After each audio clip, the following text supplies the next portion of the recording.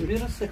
Известни ли са тези наследници? Да, ли се нещо? това е Аспарух Плачков, най-младия партизанин, убит от Кюстендилския партизански отряд.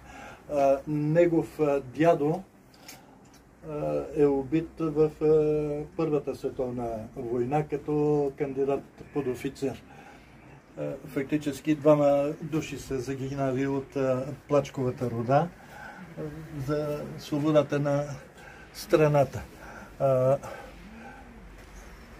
Много от... Нещо за вашия дядо да разкажете Той е един обикновен...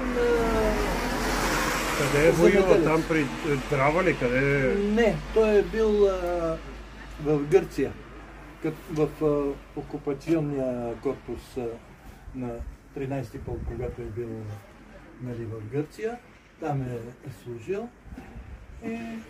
Но с още двама души тук от селото, Георги Чанев и Йордан Митков, са направили връзка с съпротивата на гръцката съпротива и са изнасяли боеприпаси и оръжие да им дават да се борят против самите тях. Една моята жена Вуйчуи, всъщност е бил също в драмата, е бил към жандармерия. И вика, имахме едно негласно споразумение, като се срещнем, едните се обръщат на другата, другите на другата. И се разминават. Вика и те, вика се разминаваме. Българи с гърци? Да.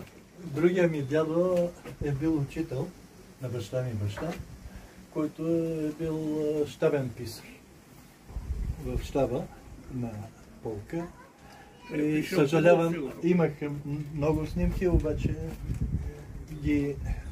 леля ми ги взема и изчезва.